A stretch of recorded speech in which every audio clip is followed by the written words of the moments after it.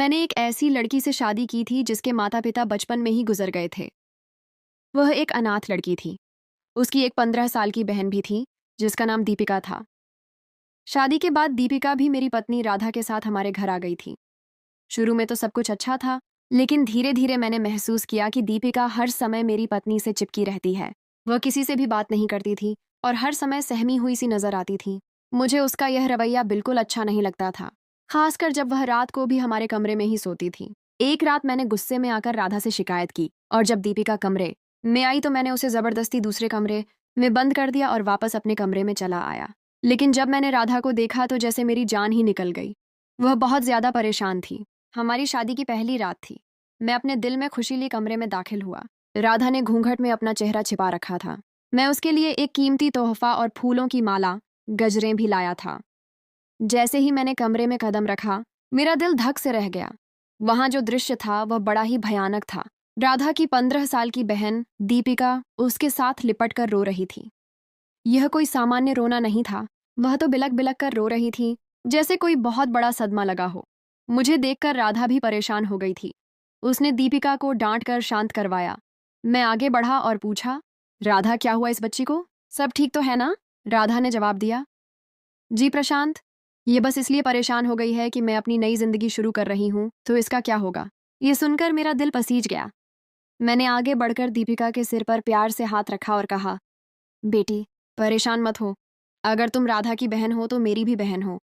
Video पर आगे बढ़ने से पहले यदि आपने हमारे चैनल को सब्सक्राइब नहीं किया है तो कृपया सब्सक्राइब करें और उसके बगल में घंटी को चालू करें। वीडियो पर आगे बढ़ने से पहले यदि आपने हमारे चैनल को सब्सक्राइब नहीं किया है तो कृपया सब्सक्राइब करें और उसके बगल में घंटी को चालू करें।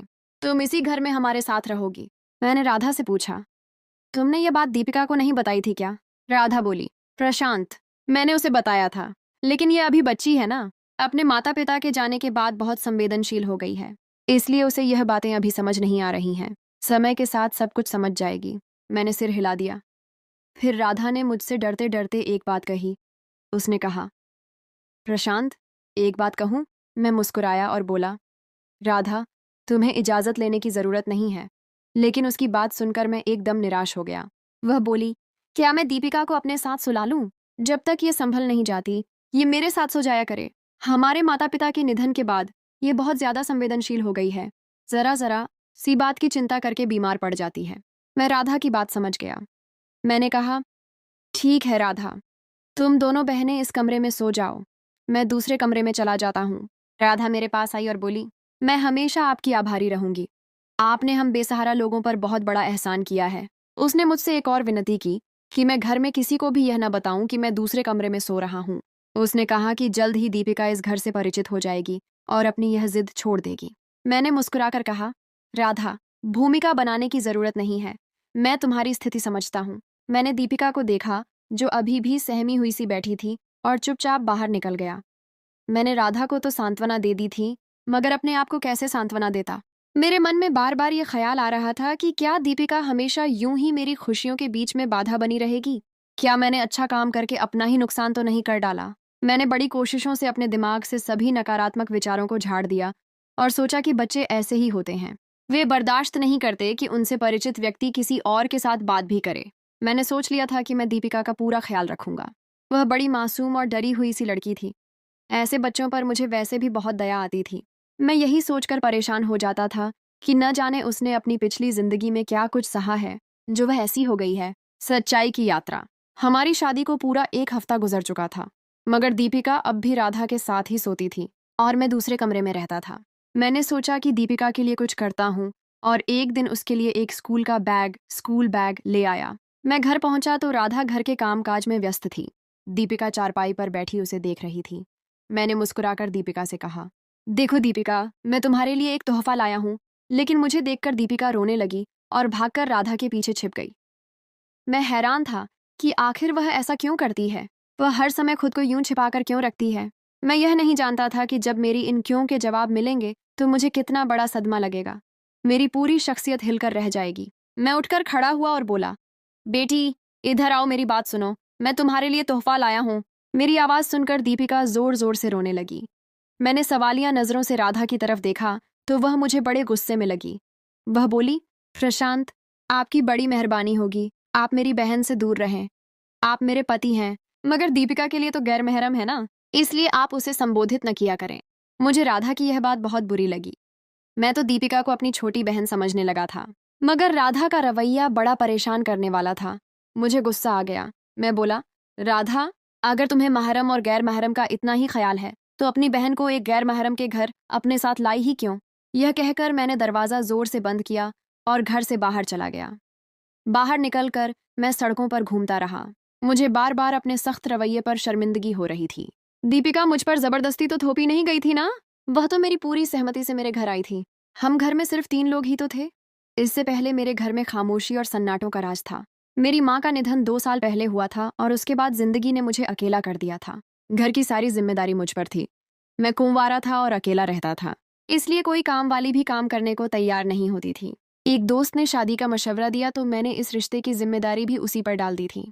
मेरे दोस्त ने ही मुझे बताया था कि उसके जानने वालों में एक अनाथ लड़की है जो दहेज में सिर्फ पुण्य लाएगी। मैं हैरान हो गया और बोला, किस तरह का पुण्य?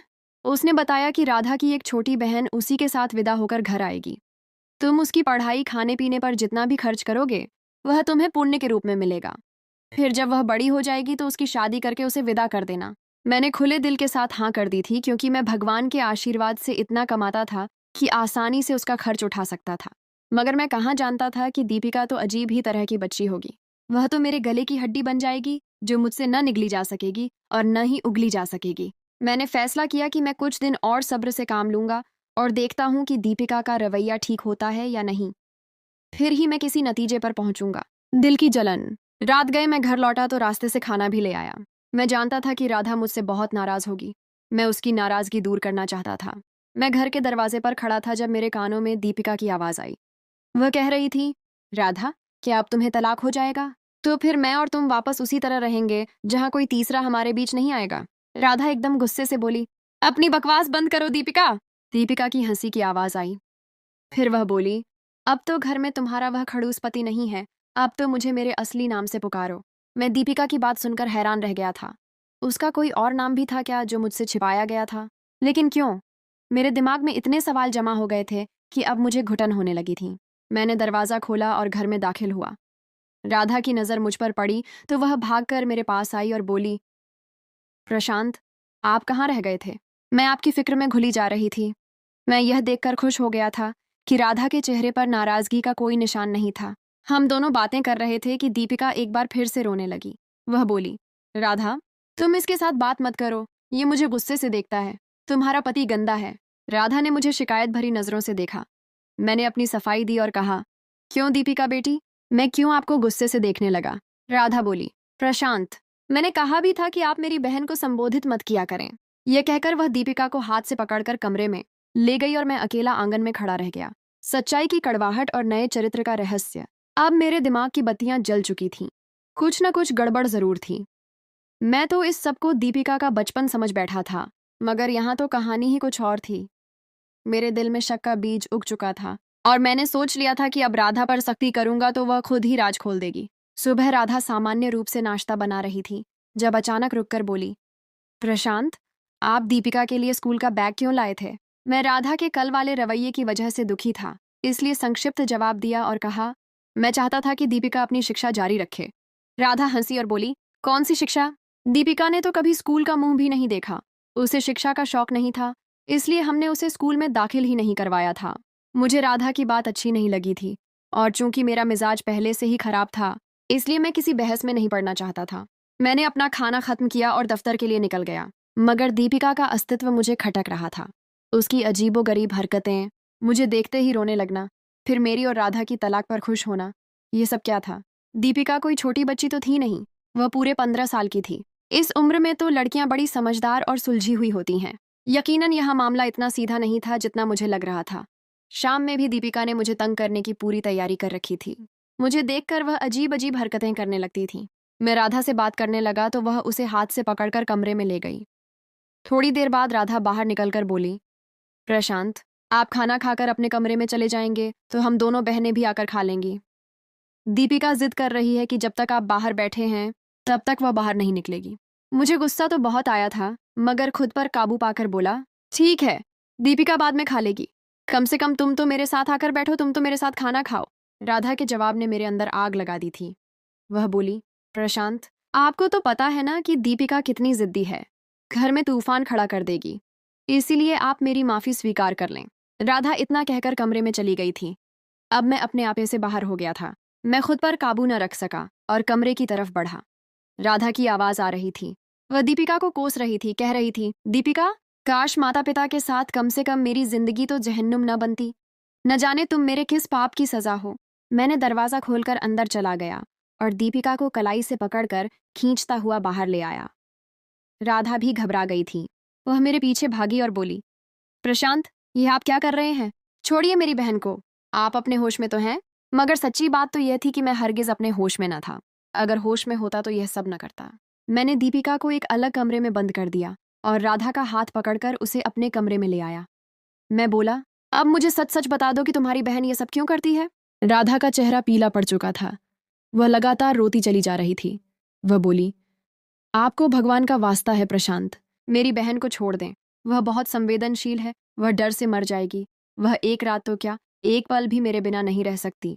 मैं चिल्लाकर बोला, क्यों? आजकल के 2 छोटे छोटे बच्चे भी अपनी माँ के बिना रह लेते हैं। ये किस तरह का भाईचारा है कि तुम्हारी बहन तुम्हारी परछाई ही बन गई है? मुझे यह सब बिल्कुल भी पसंद नहीं है और न ही मैं यह सब बर्दाश्त करूंगा। मैंने राधा को घूर कर देखा और कहा, तुम अपना यह रोना धोना बंद करो। उसके रोने में और तेजी आने लगी थी। मैं राधा के कमरे से बाहर आ गया और बाहर से कुंडी लगाकर अपने कमरे में आकर दरवाजा बंद कर लिया ताकि राधा और दीपिका का शोर थम जाए। मगर वह दोनों बहनें इतने जोर से दरवाजा पीट रही थीं, जैसे लगता था कि वे दरवाजा ही तोड़ देंगी। कई घंटे यह सब कुछ चलता रहा। मगर फिर सुबह की पूजा का वक्त होने से कुछ देर पहले दोनों कमरों में खामोशी छा गई। मैं अपने दिल के हाथों मजबूर होकर उठ खड़ा हुआ और दीपिका के कमरे की तरफ कदम बढ़ा दिए। मैं उससे माफी मांगकर राधा के पास ले जाना चाहता था।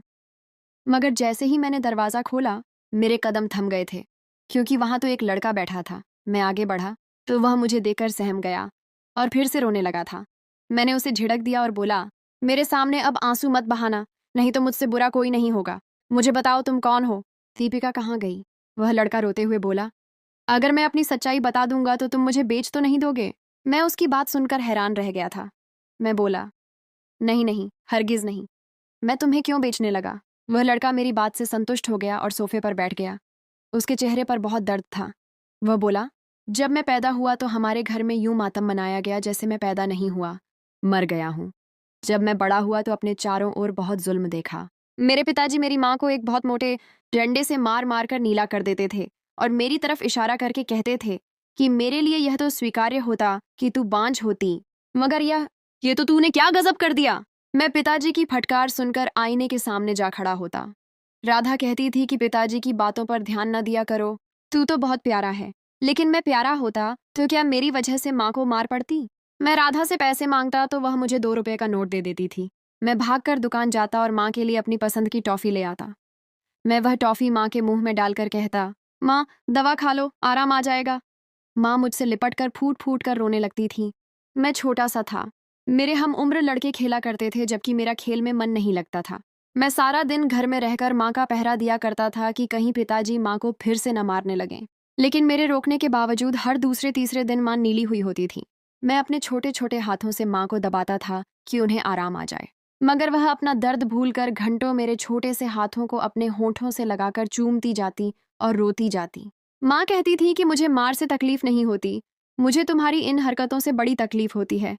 मेरा जिगर छलनी छलनी हो जाता है।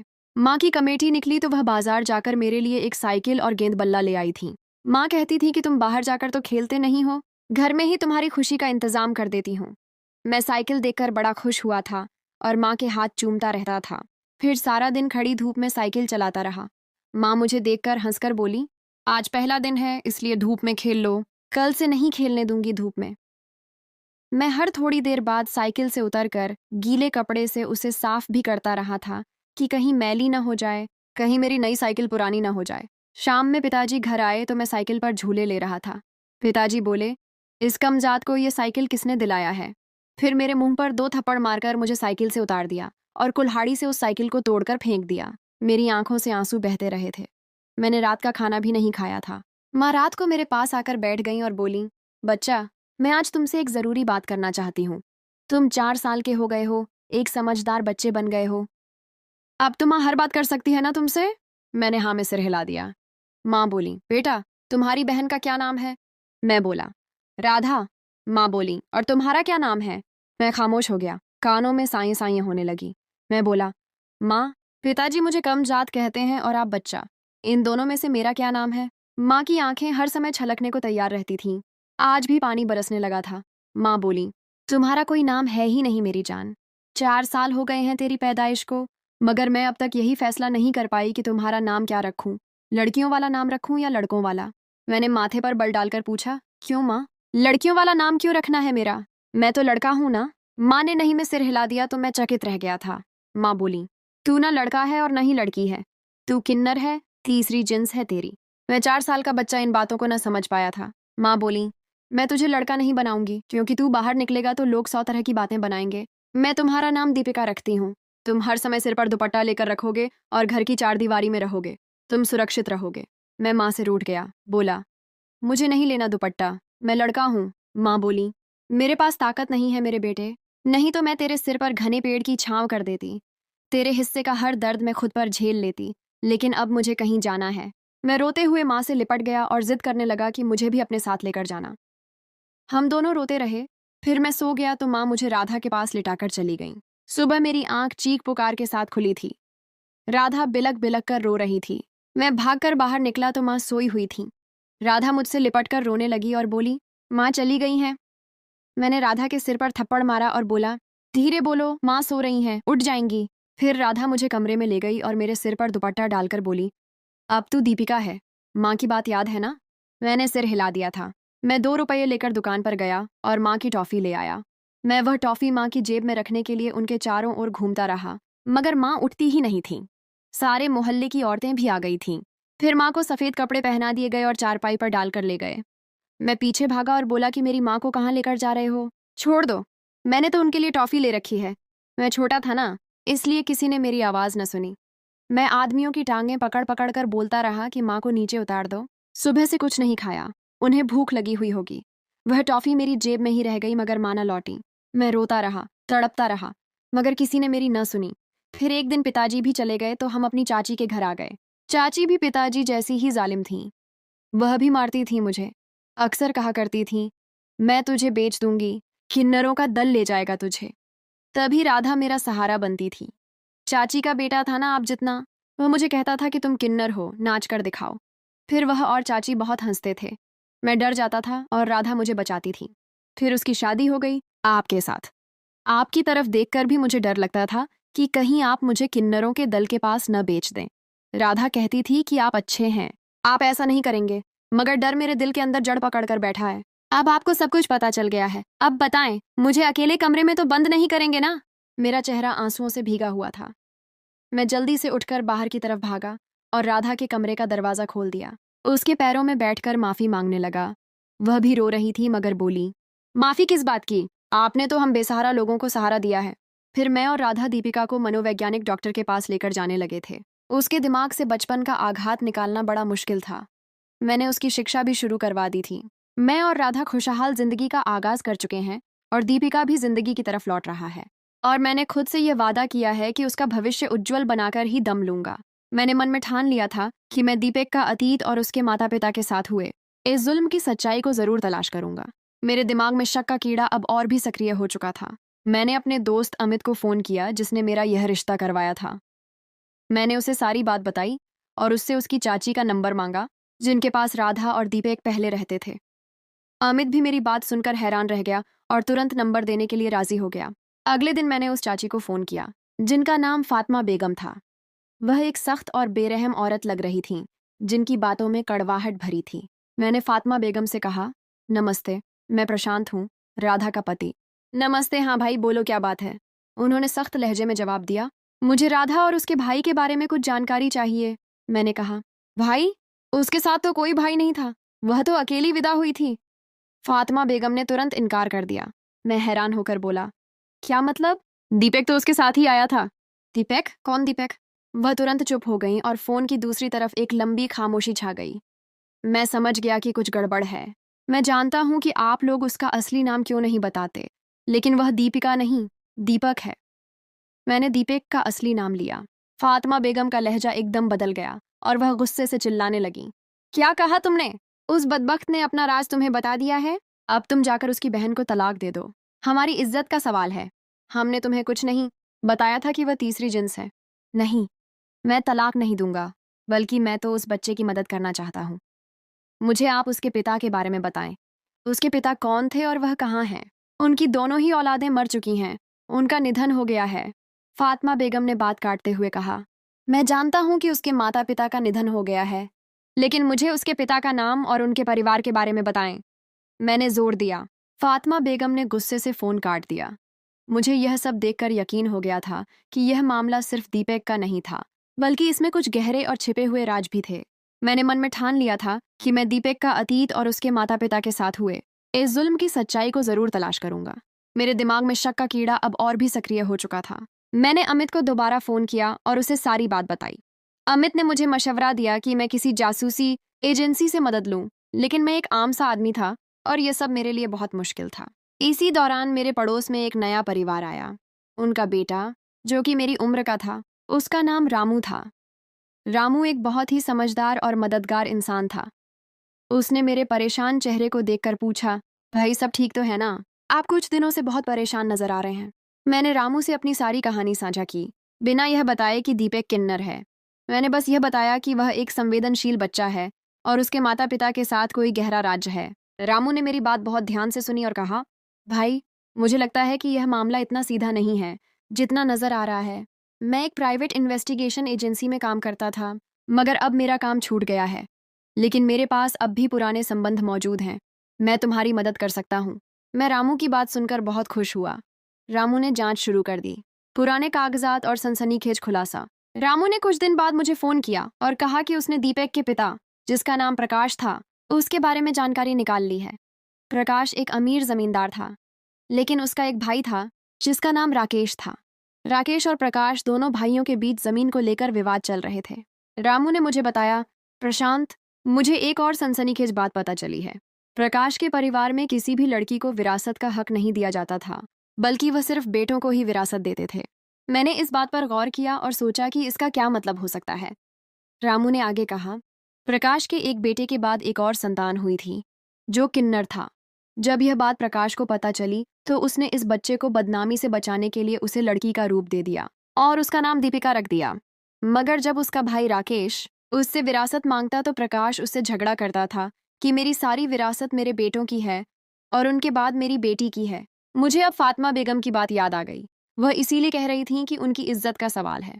मैंने रामू से कहा, रामू, मुझे इस बात का यकीन है कि राकेश ने ही दीपक के माता पिता को मारा है ताकि वह सारी विरासत पर कब्जा कर सके। रामू ने कहा, मुझे भी यही शक है, लेकिन यह सब साबित करना बहुत मुश्किल होगा। सबूत की तलाश और राकेश का सामना। मैंने रामू के साथ मिलकर राकेश का पता लगाया। राकेश शहर के एक बड़े जमींदार थे और एक आलीशान जिंदगी जी रहे थे। हम दोनों ने मिलकर राकेश के घर के बाहर जासूसी शुरू कर दी। एक दिन हमने देखा कि राकेश एक बूढ़ी औरत से मिल रहा था जो कि उसके घर में काम करती थी। रामू ने उस औरत से बात की और उसे यकीन दिलाया कि वह राकेश की बहन है। उस औरत ने रामू को बताया कि वह सब कुछ जानती है कि राकेश ने क्या किया था। उस औरत ने कहा, प्रकाश भाई और उनकी पत्नी को राकेश भाई ने मारा था। वह नहीं चाहते थे कि कोई विरासत का हकदार हो। उनका एक बेटा था जिसका नाम दीपक था। उसका नाम दीपिका रखकर प्रकाश भाई ने उसे बचा लिया था, लेकिन राकेश ने वह बात छिपाने के लिए उन दोनों को मरवाया और राधा और दीपक को बेघर कर दिया। ये सब कुछ सुनकर मेरे पैरों तले से जमीन निकल गई। रामू ने उस औरत से कहा कि वह हमारे साथ मिलकर पुलिस को सब कुछ बता दे। वह औरत राजी हो गई। हमने पुलिस को सारी जानकारी दी। पुलिस ने राकेश को गिरफ्तार कर लिया। राकेश ने अदालत में अपना जुर्म कबूल कर लिया और उसे जेल हो गई। दीपक के माता पिता के कातिल को सजा मिल गई। अदालत के फैसले के बाद दीपक को उसके माता पिता की विरासत का हक मिल गया। अब उसके पास बहुत सी जमीन और पैसा था। मैंने दीपक और राधा से कहा कि वह इन पैसों से अपनी जिंदगी खुशहाल बनाएं, लेकिन दीपक ने कहा, भैया, आपने हमें नया जन्म दिया है, ये सारी दौलत आपकी है। मैंने कहा, नहीं दीपक, ये सब तुम्हारा है, मैं तो सिर्फ तुम्हारी मदद कर रहा था। दीपक ने अपनी सारी दौलत एक ट्रस्ट के नाम कर दी जिसका नाम दीपक ट्रस्ट था। इस ट्रस्ट का मकसद उन सभी बच्चों की मदद करना था जो बेघर हैं और जिनके माता पिता ने उन्हें छोड़ दिया है। मैं और राधा इस ट्रस्ट के संरक्षक बने और हमने मिलकर दीपक की शिक्षा का आगाज किया। दीपक की जिंदगी में अब खुशी थी। वह अब हंसता मुस्कुराता और खुलकर जिंदगी जी रहा था।